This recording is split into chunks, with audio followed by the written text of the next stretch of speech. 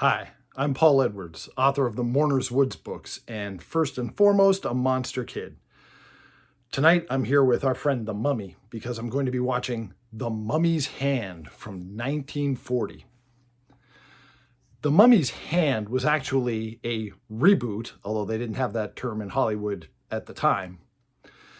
A reboot of the 1932 horror film The Mummy, which had starred Boris Karloff. And in that film, Karloff played an ancient Egyptian wizard who had been mummified as a punishment for sacrilege. And his mummy was brought back to life in the modern age. And he embarked on a spree of evil doings here in our modern world. But he was only wrapped in bandages for the opening scene of that film. For the rest of the film, he had taken the bandages off and was living among us as a normal living human being. So in 1940, Universal Studios decided to reboot the intellectual property of the Mummy.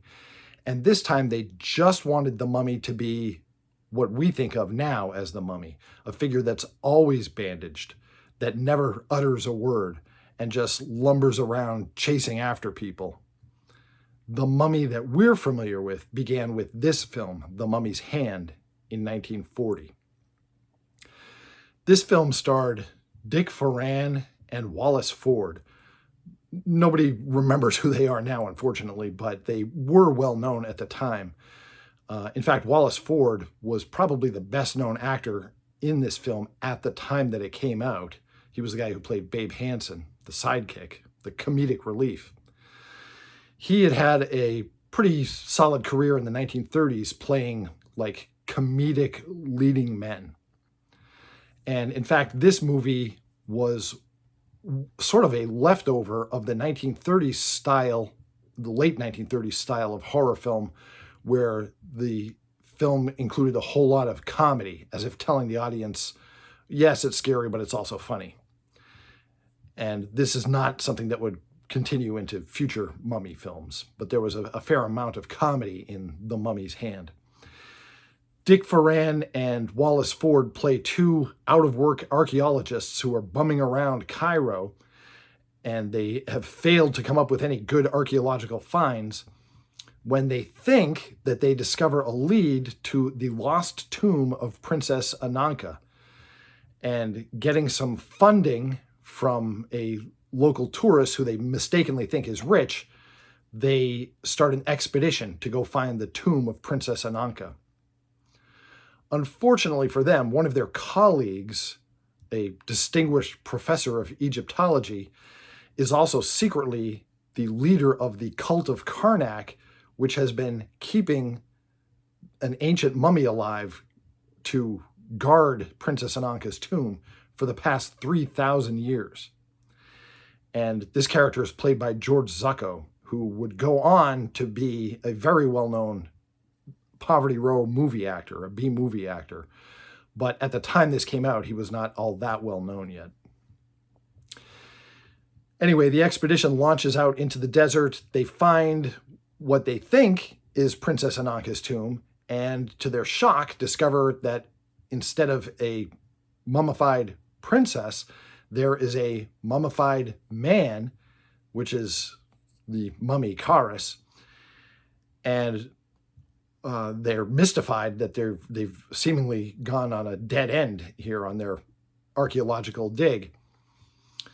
But the secret leader of the cult, George Zucco's character, has followed them out to the desert, and he revives the mummy so that it comes to life, and he sends it to start killing off members of the expedition one by one before they can discover the secret entrance that really will lead them to Princess Ananka's tomb. The entrance is behind the mummy's sarcophagus. Now, one interesting thing in this lore that they started with this film is that there's this ancient leaf, the tanna leaf, and brewing tea from the tanna leaf makes a substance that keeps the mummy alive. You give him 3 doses of tanna leaves, 3 tanna leaves worth of tea each month in order to keep him alive, and 9 Tana leaves worth of tea if you want to activate him and send him out on a killing spree. But you can never give him more than 9 Tana leaves at any one time, or he'll become an unstoppable demonic killing machine. This is something they never paid off in the whole series of mummy films that followed The Mummy's Hand. There were 3 sequels to this film: The Mummy's Tomb, The Mummy's Ghost, and The Mummy's Curse. And they never did get to the payoff where the mummy got more than 9 Tana leaves and became unstoppable. If they had done one more mummy movie, that probably is the way they should have ended the series. But as it is, the mummy is on the rampage guarding its princess's tomb, and it's up to our archaeologist heroes to stop the mummy before it can, finish everybody else off. The mummy in this film was played by Tom Tyler, who was a cowboy actor mostly. And in the next 3 mummy movies, Lon Chaney Jr., who was a big hulking guy, would take over the role of the mummy. So this film is sort of an outlier because it has Tom Tyler in the role. And it's interesting because most merchandise that you can find nowadays that has to do with the classic Universal monster, the mummy, is either Boris Karloff as the mummy, which was only in one scene back in 1932, or it is Lon Chaney Jr. as the mummy, which has excellent makeup by Jack Pierce. However, one of the few items that I've ever come across that has Tom Tyler as the mummy is this drinking glass. And that is Tom Tyler's version of the mummy on here. You can tell from the eyes. Okay? So, Tom Tyler did a good enough job. It was weird because in some shots in this film, they blacked out his eyes to make it look like his eyes were hollowed out. But in other shots, they did not. And you could see normal human eyes in there. So it's a little inconsistent. What's more inconsistent, though, is that on the other side of the hill from the mummy's tomb, which is supposed to be underground, there's this huge staircase that leads into a temple, which anybody could just walk in. It hasn't been covered by years of sand like the other side of the hill has. And, there's no reason in the world why nobody's discovered this huge temple and just walked in and found Princess Ananka that way. And just as a piece of trivia, if you look closely at that temple, you'll notice that there's writing on it that doesn't look Egyptian. It's because this was a B movie. They had to reuse a set from another movie. This had actually been an Incan temple in a movie earlier the same year, a jungle movie. And they had repurposed this temple to now be an ancient Egyptian temple. So this is how B movies worked. You would get hand-me-down props and sets and pieces of music and have to make the best of them.